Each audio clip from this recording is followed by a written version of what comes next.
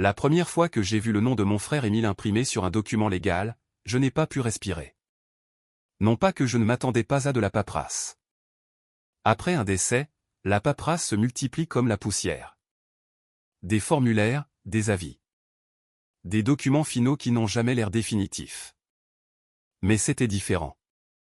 Il s'agissait d'une plainte civile déposée au palais de justice de Lyon avec une légende qui me tordait l'estomac. Béatrice Vidal contre Célia. La revendication soudaine, un règlement pour décès injustifié, précédait Béatrice, ma demi-sœur. Et l'argent qu'elle essayait de s'approprier n'était pas un vague héritage, c'était le règlement lié au pire appel téléphonique de ma vie, celui où un agent m'a dit que mon frère Émile était parti après un accident sur une autoroute pluvieuse. J'ai lu la plainte 2 fois, puis une 3e, plus lentement, comme si je pouvais trouver le moment où elle cesserait d'être réelle. Elle prétendait que je contrôlais les fonds et qu'elle y avait droit en tant que membre de la famille. Elle l'a écrit comme si Émile était un compte courant qui n'avait pas été correctement clôturé. Je me suis assise à ma table de cuisine avec une tasse de café froid et j'ai fixé la date sur l'avis d'audience, 10 jours. Je ne sais pas ce qui se serait passé si j'avais essayé de faire cela seul. Je ne suis pas fier de l'admettre, mais j'aurais probablement appelé Béatrice et demandé « Tu as perdu la tête ?» Au lieu de cela, j'ai appelé quelqu'un en qui j'ai confiance parce qu'elle se moque de qui est la personne.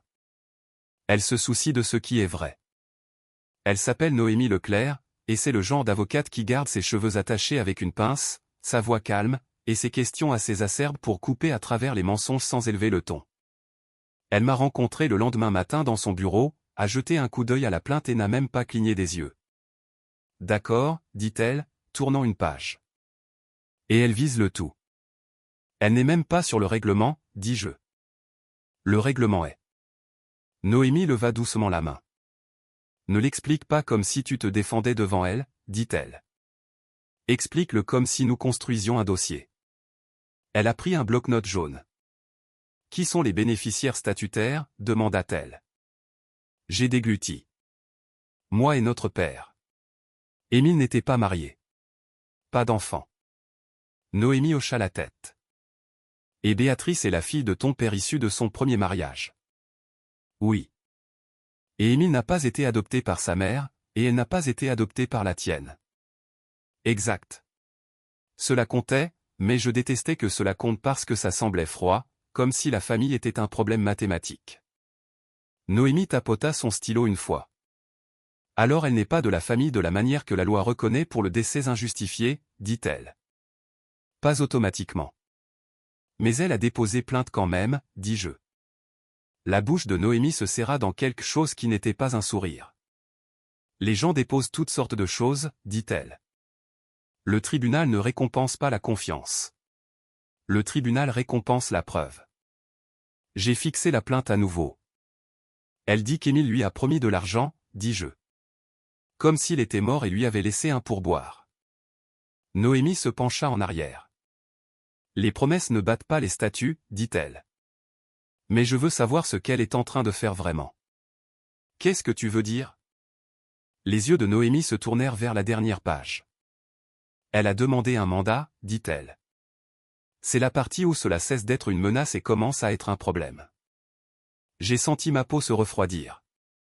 Un mandat d'exécution, poursuivit Noémie, c'est la manière dont quelqu'un essaie de saisir des biens après un jugement. Elle essaie de se positionner comme si tu lui devais déjà. J'ai expiré lentement. Mais elle n'a pas de jugement. Pas encore, dit Noémie.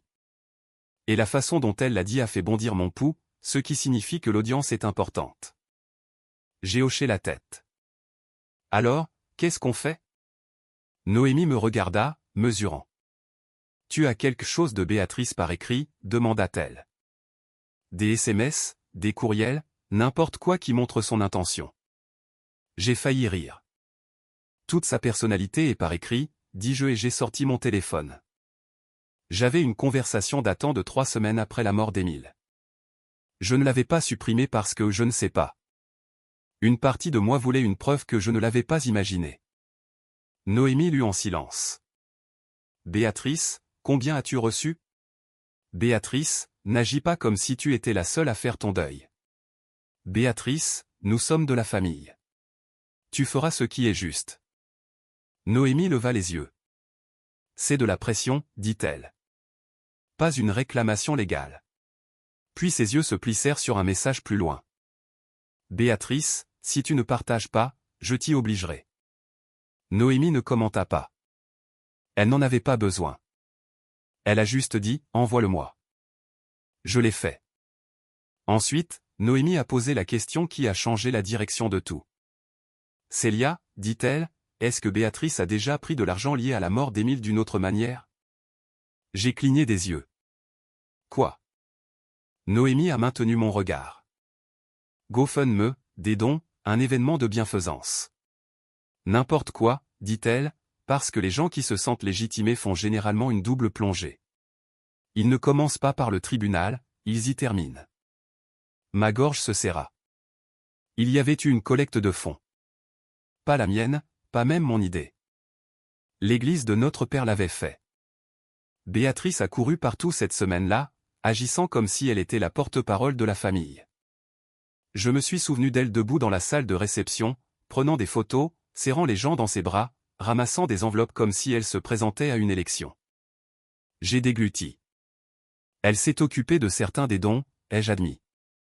Elle a dit qu'elle organisait les dépenses. Le visage de Noémie ne changea pas, mais ses yeux s'aiguisèrent. « As-tu la preuve de ce qu'elle a collecté » demanda-t-elle. J'ai hésité. Non, c'était le chaos. Noémie hocha la tête une fois comme si elle s'était attendue à cette réponse. Alors nous allons créer la preuve, dit-elle.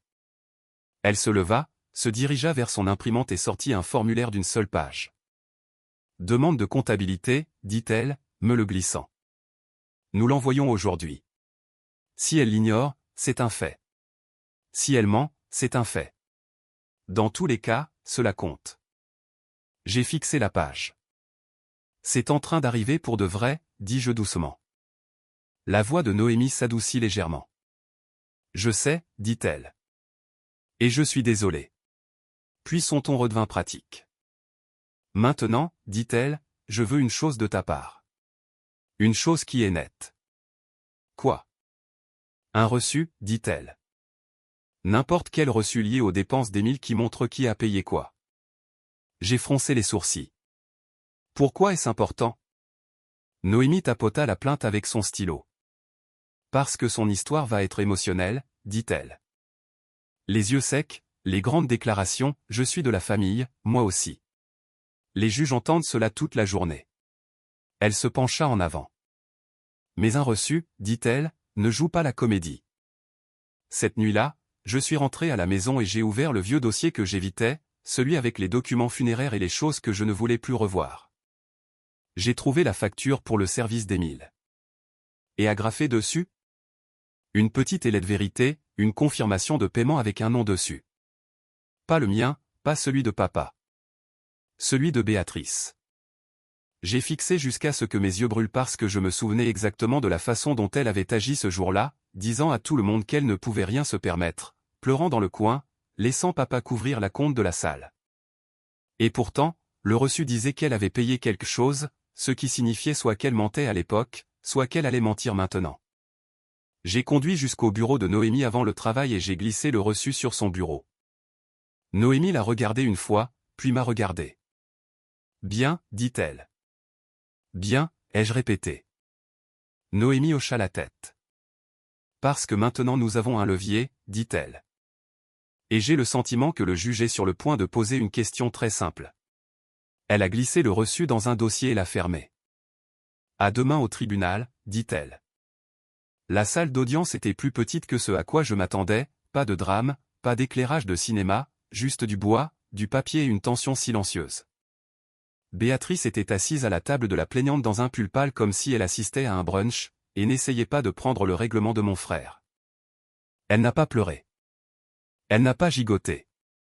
Elle était assise là, les yeux secs, calme, et quand elle m'a vu, elle a esquissé un petit sourire qui m'a donné la chair de poule, comme si elle savait déjà comment cela allait se terminer. Noémie m'a serré le coude une fois, à peine perceptible. « Laisse-la parler » murmura-t-elle. « Ensuite, nous mettrons des faits au dossier. » La greffière a appelé l'affaire. Le juge est entré, s'est assis et a commencé à feuilleter le dossier comme s'il préférait être n'importe où ailleurs jusqu'à ce qu'il atteigne les pièces de Béatrice. Béatrice se leva et dit, fort et clair, Votre Honneur, je mérite cela.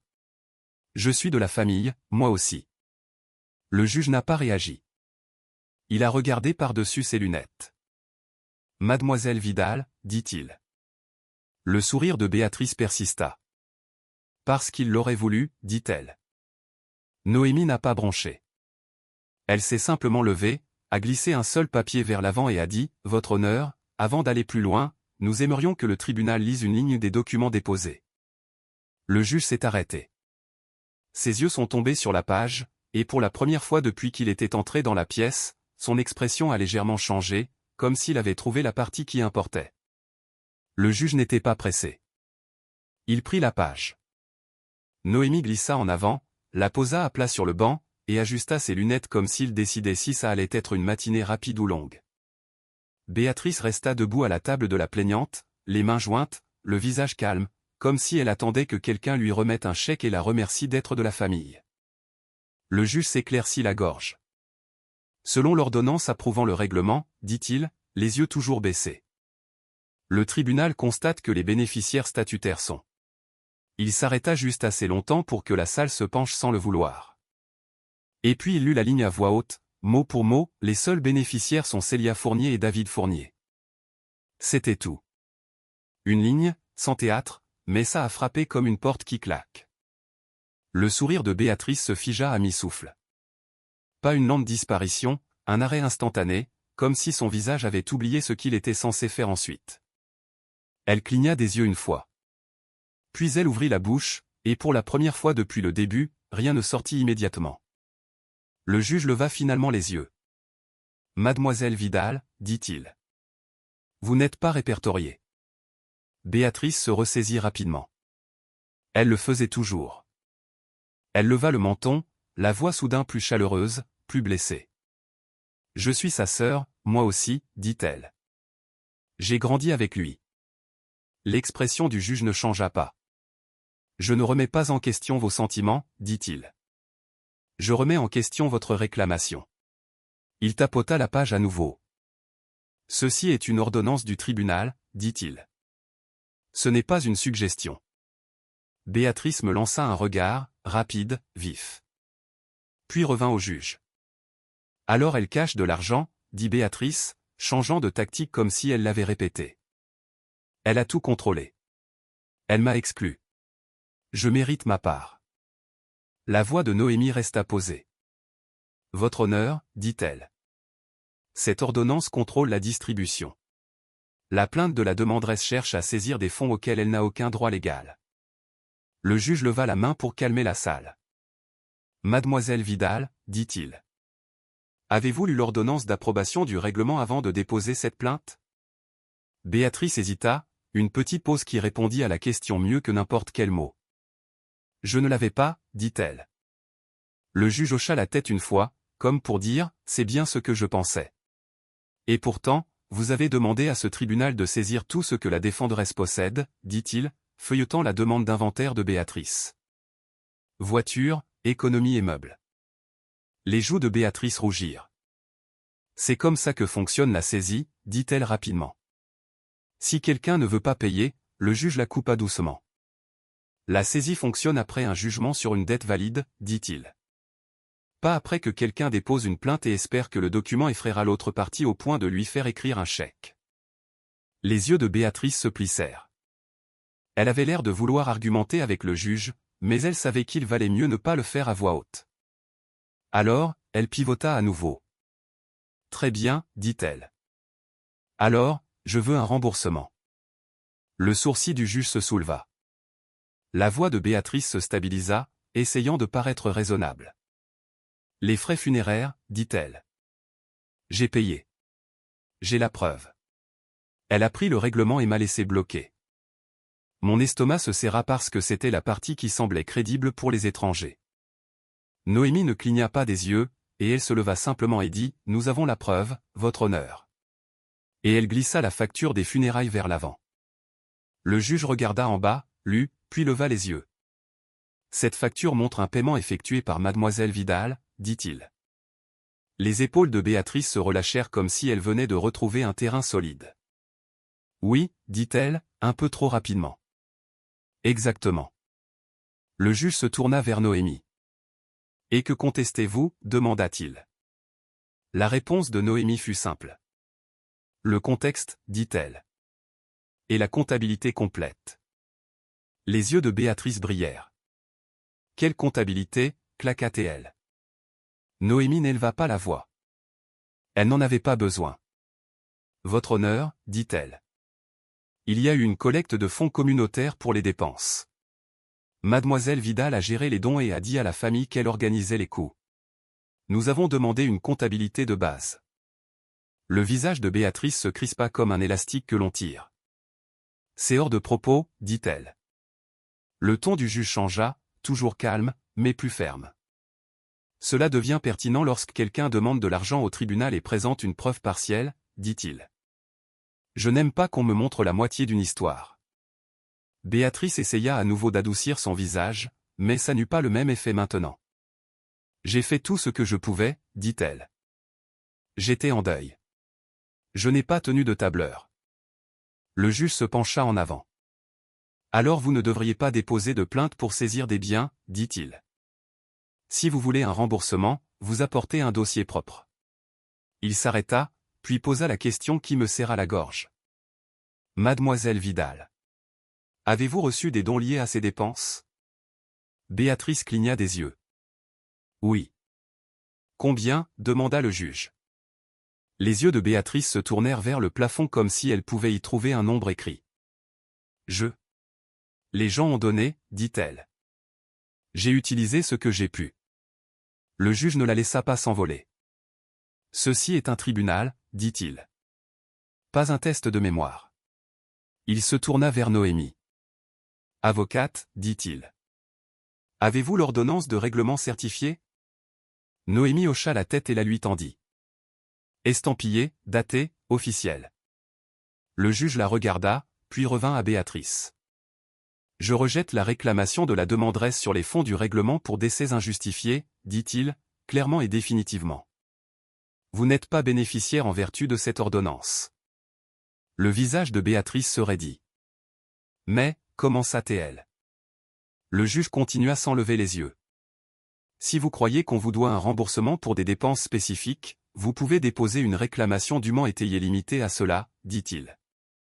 Pas une saisie de tout. Béatrice ouvrit la bouche à nouveau, mais le juge leva la main. Et si vous poursuivez un remboursement, ajouta-t-il, vous produirez une comptabilité de tous les dons que vous avez collectés ou contrôlés liés aux frais funéraires et commémoratifs. Les yeux de Béatrice s'écarquillèrent. Ça n'est pas. Ça l'est maintenant, dit le juge. Il la regarda droit. Apportez vos notes, reçus, relevés bancaires, whatever existe, dit-il. Si cela n'existe pas, vous expliquerez pourquoi. La voix de Béatrice sortit plus fine. Quand cela est-il censé se produire, demanda-t-elle. Le juge regarda le calendrier. 2 semaines, dit-il. Audience de preuve limitée aux réclamations de remboursement et à la comptabilité, pas au fond du règlement. Il regarda Noémie.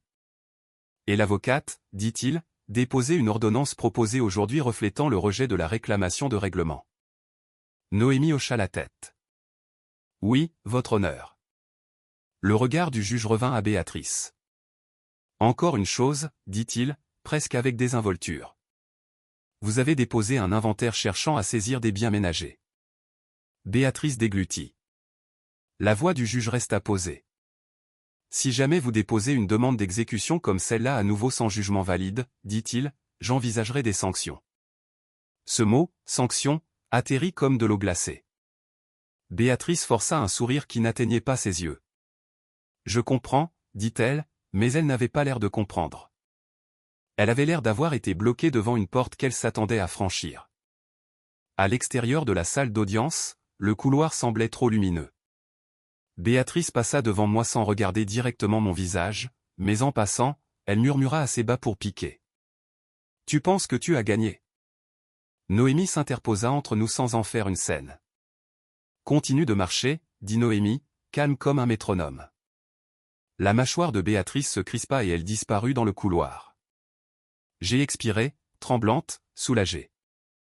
C'est tout, demandai-je à Noémie. Elle a fini. Les yeux de Noémie ne s'adoucirent pas. Elle a fini avec la réclamation de règlement, dit-elle. C'est une victoire. J'ai hoché la tête, le laissant s'ancrer. Puis le téléphone de Noémie a vibré. Elle jeta un coup d'œil à l'écran une fois, et les muscles autour de sa bouche se contractèrent. Quoi, demandai-je. Noémie tourna le téléphone vers moi. Un courriel, court, corporatif, froid. Sujet, suspension de distribution. Fonds pour décès injustifié. Le message était poli, mais le sens était brutal. Mon estomac se contracta. Mais le juge vient de rejeter sa réclamation, dis-je. Noémie hocha la tête, bougeant déjà. C'est pourquoi, dit-elle, tapotant le courriel, nous ne faisons pas la fête dans le couloir. Elle me regarda, stable, sans panique, mais urgente. Elle a quand même essayé de le geler, dit Noémie. C'est son vrai talent. Si elle ne peut pas gagner, elle va faire traîner et presser. J'ai dégluti. Alors, qu'est-ce qu'on fait? Noémie tourna sur ses talons. Nous obtenons l'ordonnance signée, dit-elle. Aujourd'hui. Puis elle jeta un coup d'œil dans le couloir où Béatrice était partie et ajouta, plus doucement, et nous découvrons exactement qui elle a contacté pour déclencher cette suspension parce que cela va compter à la prochaine audience. Mon téléphone vibra en même temps. Un nouveau SMS de Béatrice. Tu auras ton argent quand j'aurai le mien. Noémie le regarda une fois. Sauvegarde ça, dit-elle. Ce n'est pas le deuil qui parle. C'est un levier. Et à ce moment-là, j'ai compris quelque chose de malsain et de simple. La plainte n'était pas seulement une question d'argent. C'était une question de contrôle. Et Béatrice n'avait pas fini d'essayer de le prendre. Noémie ne m'a pas laissé m'inquiéter au sujet de ce courriel de suspension de distribution. Elle a fait ce qu'elle fait toujours, elle a transformé l'anxiété en liste de contrôle. Qui a envoyé ça, demanda-t-elle. J'ai regardé à nouveau. Ce n'était pas le tribunal. Ce n'était pas le juge. C'était l'administrateur du règlement, le bureau qui libère réellement l'argent une fois que les documents sont nets. Noémie tapota l'écran avec son doigt. D'accord, dit-elle. Donc, Béatrice n'a pas seulement porté plainte, elle a contacté l'argent. Cette phrase m'a donné froid dans le dos parce que c'était vrai. Les gens comme Béatrice ne font qu'argumenter au tribunal. Ils appellent, envoient des courriels, exercent des pressions et essaient de rendre les adultes dans la pièce suffisamment nerveux pour tout geler. Noémie a pris son téléphone et a appelé un numéro qu'elle avait déjà enregistré. Dubois et associés, répondit une réceptionniste. Noémie ne perdit pas de temps. Ici René. Pardon. Noémie Leclerc. Je suis l'avocate de Célia Fournier. J'ai besoin de la personne qui gère le déboursement pour décès injustifiés. Une pause, déclic. Puis une nouvelle voix. Masculine, plus âgée, polie, épuisée. Ici Vincent Dubois, dit-il. Je suis l'avocat qui détient les fonds du règlement. Noémie le mit sur haut-parleur pour que je puisse entendre. Monsieur Dubois, dit-elle. Nous avons reçu un avis de suspension de distribution en raison d'une réclamation adverse. Le tribunal a rejeté la réclamation de mademoiselle Vidal sur les fonds aujourd'hui. Nous devons lever la suspension. Le soupir de Vincent était silencieux, mais réel. Je ne peux pas libérer sans une ordonnance signée, dit-il.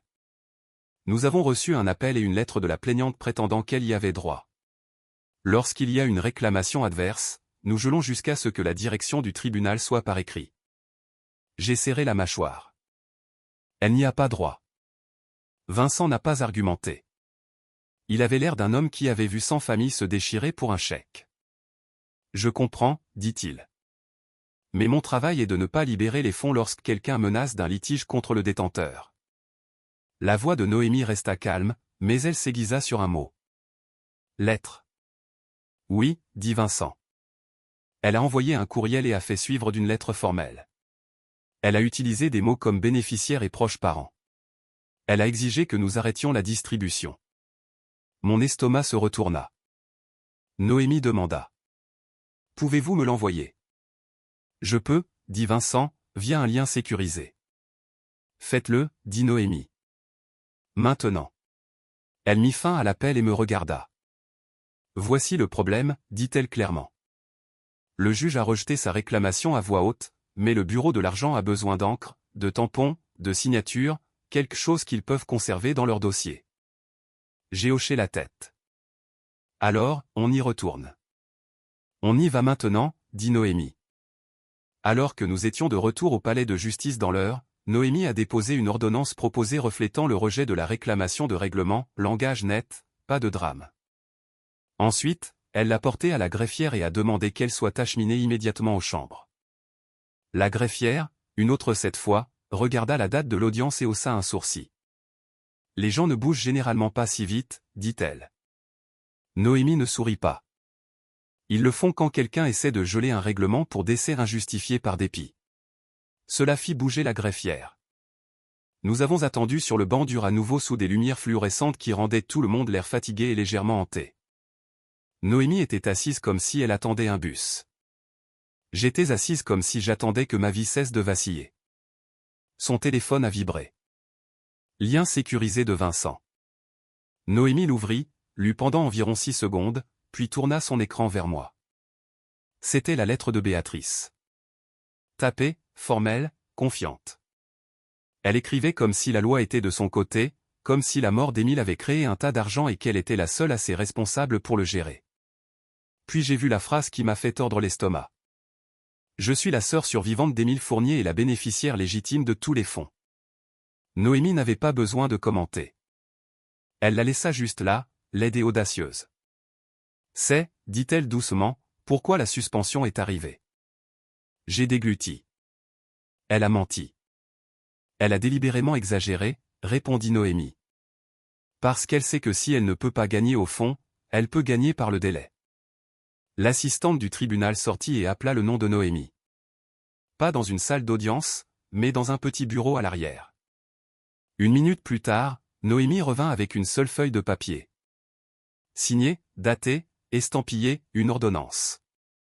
Réclamation de la demanderesse sur les fonds pour décès injustifié rejeté. Distribution autorisée, conformément à l'ordonnance d'approbation antérieure. Mes épaules se sont affaissées si fort que ça a presque fait mal. Noémie ne m'a pas laissé célébrer. Nous n'avons pas fini, dit-elle, marchant déjà. De retour dans la voiture, elle envoya par courriel à Vincent l'ordonnance signée, la page d'approbation du règlement certifié et la directive du juge. Ligne d'objet, ordonnance du tribunal, levez la suspension aujourd'hui. Vincent répondit plus vite que je ne m'y attendais. Reçu, écrivit-il. Nous allons lever la suspension et procéder. En attente de confirmation, il n'y a pas de privilège en suspens. Privilège. J'ai tressailli au mot comme si c'était un piège, mais Noémie est restée simple. Les privilèges sont normaux, dit-elle. Hôpitaux, assureurs, parfois des agences, ce n'est pas Béatrice, c'est de l'intendance. Puis son téléphone a vibré à nouveau. Un nouveau message de Vincent. Avocate, veuillez noter. Mademoiselle Vidal a également appelé notre bureau 2 fois aujourd'hui et a laissé un message vocal indiquant qu'elle exposerait la fraude si nous libérons les fonds à votre cliente. J'ai fixé Noémie. Elle les a menacés, dis-je. Le visage de Noémie resta calme, mais ses yeux s'aiguisèrent. Bien, dit-elle. Bien, ai-je répété, parce que ce mot semble suivre Noémie comme un chat errant. Bien, dit-elle encore. Parce que maintenant nous pouvons prouver l'intention, pas le deuil, pas la confusion. L'intention. Elle ouvrit ma conversation par SMS avec Béatrice et fit défiler jusqu'au message qu'elle avait envoyé. Tu auras ton argent quand j'aurai le mien. Noémie hocha la tête une fois. Ce n'est pas je souffre, dit-elle. C'est je te bloque jusqu'à ce que tu paies. Elle se l'envoya, puis me regarda. Dans 2 semaines, dit-elle, elle est censée se présenter avec une comptabilité pour les dons et toute réclamation de remboursement. J'ai dégluti. Elle ne viendra pas. Oh, elle viendra, dit Noémie. Elle n'aura simplement pas ce que le juge a demandé. Puis elle fit quelque chose à quoi je ne m'attendais pas. Elle appela le bureau de l'église. Une femme répondit.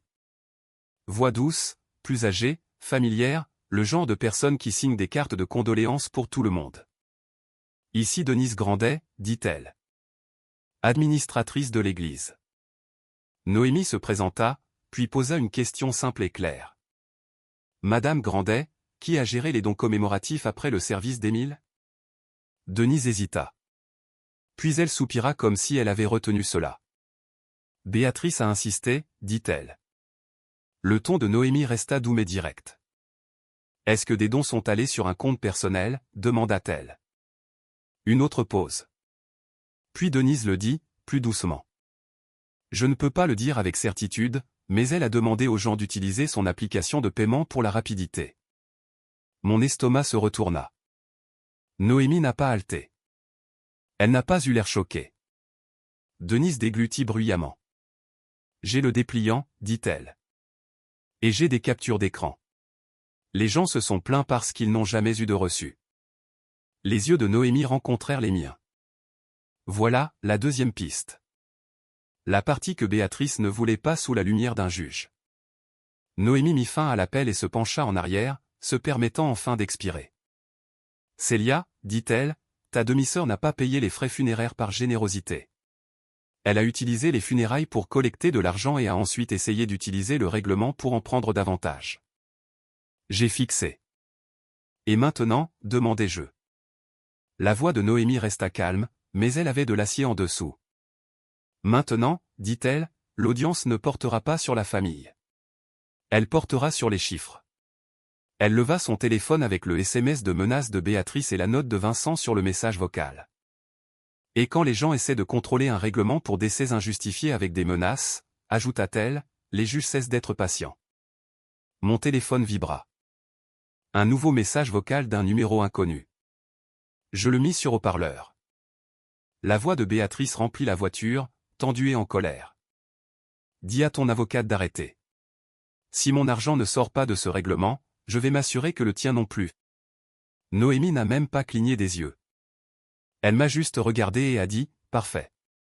Puis elle appuya sur sauvegarder et l'étiqueta avec la date et l'ajouta à notre dossier comme si elle scellait un bocal. Parce que, dit-elle doucement, elle vient de nous donner la partie à laquelle elle ne peut pas échapper par la parole. 2 semaines plus tard, je suis retourné au même palais de justice de Lyon avec un autre genre de peur. Pas la peur de l'inconnu, la peur de maintenant nous allons voir ce qu'elle a vraiment fait. Béatrice était déjà là, assise droite avec un dossier épais comme si elle était sur le point de présenter un projet scientifique. Elle m'a lancé ce même regard contrôlé comme si elle avait pratiqué l'innocence dans le miroir. Noémie ne l'a pas regardé. Elle a regardé le banc du juge, puis son propre dossier, calme et prête. Lorsque l'affaire fut appelée, le juge est allé droit au but. Mademoiselle Vidal, dit-il, la dernière fois vous avez essayé de saisir des fonds pour décès injustifiés auxquels vous n'avez pas droit. Cette réclamation est rejetée. Aujourd'hui est limitée à une chose, le remboursement et la comptabilité. Béatrice hocha la tête rapidement. Oui, votre honneur. Avez-vous une comptabilité, demanda le juge. Béatrice ouvrit son dossier et commença à glisser des papiers comme si elle distribuait des cartes. J'ai des reçus, dit-elle. J'ai payé les frais funéraires. J'ai la preuve. Noémie se leva. Votre honneur, dit-elle. Nous ne contestons pas que des dépenses existent. Nous contestons son histoire sur l'argent de qui les a couvertes. Le visage de Béatrice se crispa. Qu'est-ce que cela signifie? Noémie ne lui répondit pas. Elle tendit un paquet à la greffière. Nous avons assigné les dossiers de la plateforme de paiement utilisée pour les dons commémoratifs, dit Noémie. Et nous avons assigné le grand livre détaillé de la maison funéraire montrant comment chaque charge a été payée. Les yeux du juge se levèrent. Plateforme de paiement? La voix de Béatrice bondit trop rapidement. C'est inutile. Les gens ont juste donné. Je l'ai utilisé pour les coûts. Le juge se pencha en avant. Mademoiselle Vidal, dit-il. Vous avez dit à ce tribunal que vous avez payé de votre poche, n'est-ce pas? Béatrice hésita, puis changea de formulation comme si elle pensait que personne ne le remarquerait. Je l'ai couvert, dit-elle. Je l'ai géré. C'est la même chose. Le ton de Noémie resta poli. Ce n'est pas la même chose, dit-elle. Béatrice claqua. Oh mon Dieu! Le juge ne réagit pas à son attitude. Il réagit au document. Voyons voir, dit-il. Noémie pointa une seule page dans la réponse à l'assignation. Impression simple, pas de jargon fantaisiste. Ceci est le dépliant commémoratif, dit Noémie, montrant le pseudo de paiement de Mademoiselle Vidal. Ceci est le dossier de la plateforme des dépôts reçus sous ce pseudo sur 10 jours. Le juge regarda en bas et lut en silence. Le pied de Béatrice commença à rebondir. Elle essaya de l'arrêter et ne put pas. Noémie continua, prudente et lente. Total des dépôts, 26 500 €, 26 500 €, dit-elle. Les notes des donateurs disent funérailles commémoratives Émile. Béatrice leva les mains. Oui, parce que les gens ont donné de l'argent pour les funérailles. C'est ce que je dis. Noémie hocha la tête comme pour dire « Génial. Merci d'être d'accord. » Et voici, dit Noémie, ce qui s'est passé ensuite. Elle glissa une page de plus vers l'avant. Même relevé de plateforme, juste une section différente mise en évidence. Le juge le lut. Ses yeux s'arrêtèrent. Puis il lut une ligne à voix haute, sèche comme du papier. Transfert sortant, 21 300 €, 21 300 €, vers le compte bancaire personnel B. Vidal le lendemain. La pièce devint silencieuse d'une manière qui n'était pas dramatique. Plutôt comme si le cerveau de tout le monde avait fait le même calcul en même temps. Le visage de Béatrice rougit. C'est, commença-t-elle. Oui, c'est parce que j'avais besoin de payer des fournisseurs. Le juge leva les yeux. Avez-vous des reçus de fournisseurs pour ce montant, demanda-t-il. Béatrice mélangea les papiers. J'en ai quelques-uns. Noémie ne bondit pas. Elle glissa juste le grand livre de la maison funéraire vers l'avant. Votre honneur, le grand livre de la maison funéraire énumère les paiements, dit Noémie. Il montre les dépôts reçus, les montants appliqués, et surtout, comment le paiement de Béatrice a été traité. Le juge scanna, puis tapota la page avec son stylo. Il lut une autre ligne à voix haute. Paiement appliqué via les dons commémoratifs. La bouche de Béatrice s'ouvrit légèrement, puis se referma. Le juge posa le papier. Mademoiselle Vidal, dit-il, avez-vous dit à ce tribunal que vous aviez payé personnellement? Béatrice essaya de parler. Non, dit le juge, tranchant. Avez-vous payé avec vos propres fonds? Les yeux de Béatrice se sont dirigés vers moi pendant une demi-seconde, comme si je pouvais la sauver en clignant mal des yeux. Je l'ai géré, dit-elle à nouveau, plus faiblement. L'expression du juge resta contrôlée, mais sa patience était partie. Voici ce que je constate, dit-il, calme et très définitif. Vous avez collecté des dons. Vous avez transféré une grande partie sur votre compte personnel. Ensuite, vous avez déposé plainte au tribunal prétendant qu'on vous devait de l'argent et avez essayé de bloquer la distribution du règlement. La voix de Béatrice devint aiguë. Elle déforme les faits. La voix de Noémie resta calme. Personne n'a à déformer un relevé de plateforme, dit-elle. C'est un dossier. Le juge regarda Noémie. Avez-vous fourni ceci au détenteur du règlement, demanda-t-il. Noémie hocha la tête. Nous avons fourni l'ordonnance de rejet pour lever la suspension. Oui. Le détenteur a également rapporté que Mademoiselle Vidal a laissé des messages vocaux menaçant d'exposer la fraude si les fonds étaient libérés. Béatrice claqua. Je les prévenais. Le juge la fixa longuement. Vous les pressiez, dit-il. Il y a une différence. Puis il fit quelque chose qui fit craquer la confiance de Béatrice pour de vrai. Mademoiselle Vidal, dit-il, j'ordonne que vous produisiez dans les 48 heures les dossiers complets de tous les dons commémoratifs que vous avez reçus, de tous les transferts que vous avez effectués et de tous les paiements aux fournisseurs, comptabilité complète. Relevé bancaire. La voix de Béatrice bondit. 48 heures. C'est impossible. Le juge ne bougea pas. C'est très possible, dit-il, parce que vous n'avez eu aucun problème à produire une plainte avec un court préavis. Béatrice commença à parler vite, essayant d'inonder la pièce. C'est du harcèlement. Elle essaie de me faire mal paraître. Le juge leva la main. Arrêtez, dit-il. Encore une chose. Il regarda le rôle, puis leva les yeux. J'accorde également à la défenderesse des frais d'avocat raisonnables pour avoir dû répondre à une tentative de saisie inappropriée liée à une réclamation rejetée, dit-il. Béatrice devint immobile. Frais, murmura-t-elle. Oui, répondit le juge, écrivant déjà. Et si la comptabilité montre une mauvaise utilisation des dons, le tribunal renverra cela pour un examen plus approfondi. Le dossier de Béatrice glissa un peu dans ses mains. Pas un grand glissement, juste assez pour montrer qu'elle perdait son emprise. Alors que nous nous levions pour partir, elle tourna la tête vers moi, la voix basse et amère. Tu me fais ça après tout ce que j'ai fait pour lui. Noémie s'interposa à nouveau entre nous. Pas fort, juste ferme. Vous parlerez par l'intermédiaire du tribunal maintenant, dit Noémie. Dans le couloir, mon téléphone vibra. Un courriel de Vincent Dubois. Une courte ligne d'objet, calendrier de déboursement confirmé. Noémie le lut et hocha la tête une fois. Bien, dit-elle. L'argent bouge. J'ai dégluti. Et si elle ne peut pas? Les yeux de Noémie restèrent calmes. Puis elle dit, nous ne faisons pas que gagner l'argument. Nous obtenons des conséquences. 48 heures semblent beaucoup jusqu'à ce que ce soit votre date limite. Au deuxième matin, Noémie m'envoya un SMS d'une seule phrase. Elle a répondu, et ce n'est pas bon pour elle. Nous étions de retour au palais de justice de Lyon cet après-midi-là, pas dans la grande salle d'audience cette fois. Même juge, audience plus petite, salle plus calme, le genre de décor où les gens arrêtent de jouer parce qu'il n'y a nulle part où se cacher. Béatrice est arrivée en retard, serrant son dossier comme s'il pouvait la protéger. Elle n'avait plus l'air sèche. Elle avait l'air irritée et acculée. Le juge n'a pas fait de conversation légère. Mademoiselle Vidal, dit-il. J'ai ordonné une comptabilité complète. Vous aviez 48 heures. Avez-vous obtempéré? Béatrice se leva trop rapidement. J'ai apporté ce que je pouvais.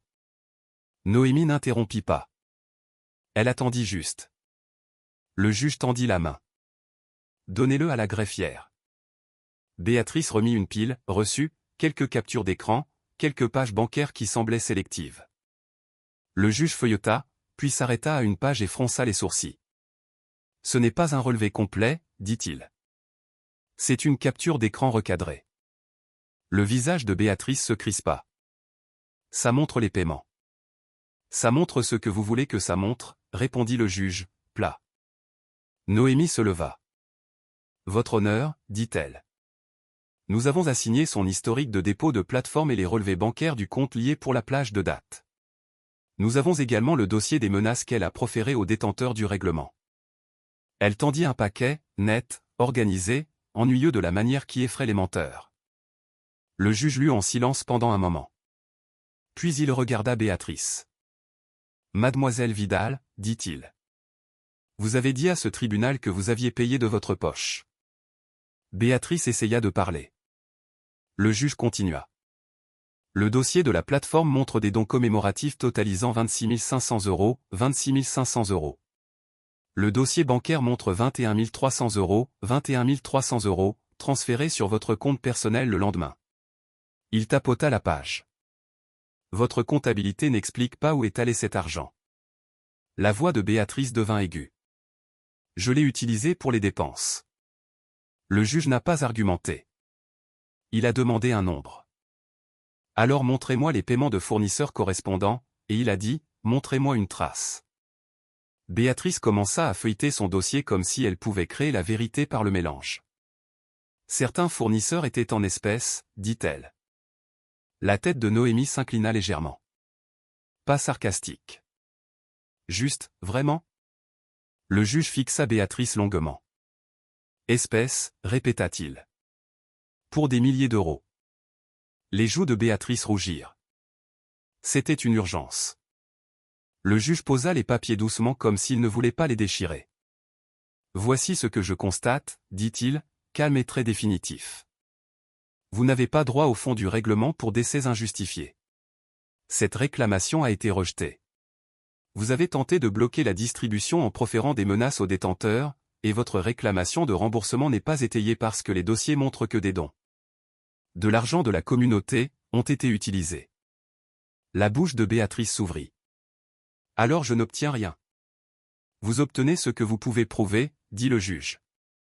Et vous avez prouvé que vous avez collecté des dons. Béatrice claqua. Ce n'est pas juste. Le juge n'éleva pas la voix. L'équité n'est pas un sentiment, dit-il. C'est de la documentation. Puis il regarda en bas et commença à écrire. La pièce devint si silencieuse que je pouvais entendre le clavier de la greffière. Lorsqu'il leva les yeux, sa voix était ferme. Mademoiselle Vidal, votre demande de remboursement est rejetée, dit-il. Vous rembourserez les dons commémoratifs restants que vous avez transférés sur votre compte personnel, moins tous les paiements funéraires vérifiés déjà appliqués, sur le compte de succession géré par Monsieur Fournier. Béatrice devint immobile. Remboursé, murmura-t-elle. Oui, dit le juge. Remboursé. Noémie glissa une page vers l'avant sans fanfare. Votre honneur, dit-elle. Nous avons calculé les paiements vérifiés déjà appliqués au grand livre de la maison funéraire et le reste inexpliqué. Le juge jeta un coup d'œil, hocha la tête une fois, et écrivit à nouveau. Il parla pendant qu'il écrivait, comme s'il avait déjà fait la paix avec à quel point c'était laid. Le montant de la restitution est fixé à 17 000 €, 17 000 €, dit-il. Dû dans les 14 jours. Le visage de Béatrice se tordit. Je n'ai pas ça, lâcha-t-elle. Le juge ne s'adoucit pas. Alors vous expliquerez à votre banque pourquoi votre compte est saisi, dit-il.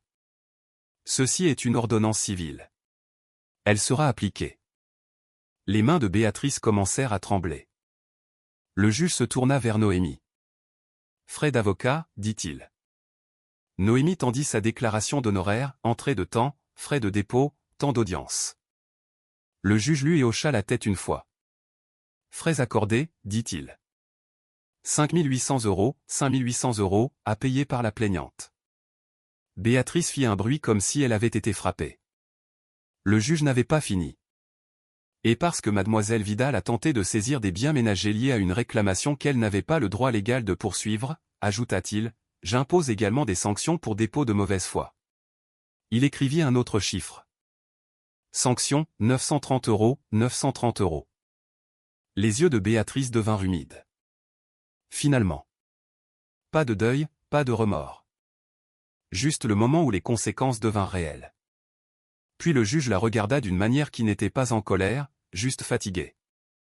Une autre ordonnance, dit-il. Vous ne contacterez plus le détenteur du règlement. Toute communication concernant la distribution passera par l'avocat.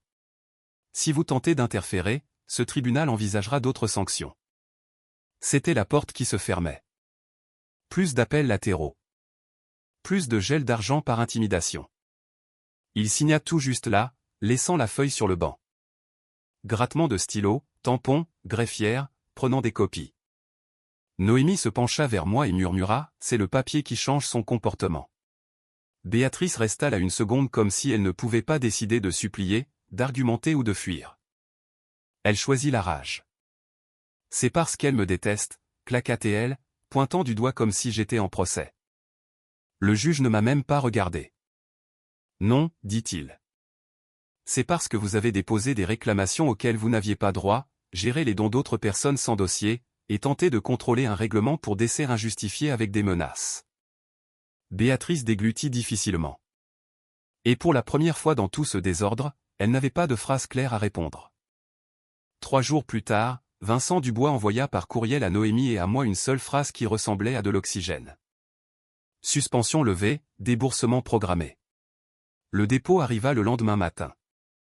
J'ai fixé mon écran bancaire jusqu'à ce que le nombre cesse de ressembler à une hallucination. Non pas parce que c'était de l'argent, mais parce que le système faisait enfin ce qu'il était censé faire, après des semaines de ma demi-sœur essayant d'y fourrer ses doigts. Cet après-midi-là, Noémie m'a transféré un autre courriel. Ligne d'objet, demande de plan de paiement B. Vidal. Béatrice demandait de mettre en place un arrangement de paiement pour la restitution et les frais parce que l'ordonnance du tribunal n'était plus une menace. C'était une date limite avec des dents. Je ne lui ai pas répondu. Je n'en avais pas besoin. Tout était par écrit maintenant, l'ordonnance de rejet, l'ordonnance de restitution, l'attribution des frais, les sanctions, la directive de non-contact au détenteur du règlement. Et la partie que les gens demandent toujours à la fin, la partie qui ne reste plus vague. Qu'est-il arrivé à Béatrice? Elle a complètement perdu la réclamation pour décès injustifié. Elle a été ordonnée de rembourser ce qu'elle a retiré des dons commémoratifs. Elle a été frappée de frais et de sanctions pour avoir tenté de saisir des biens auxquels elle n'avait pas droit.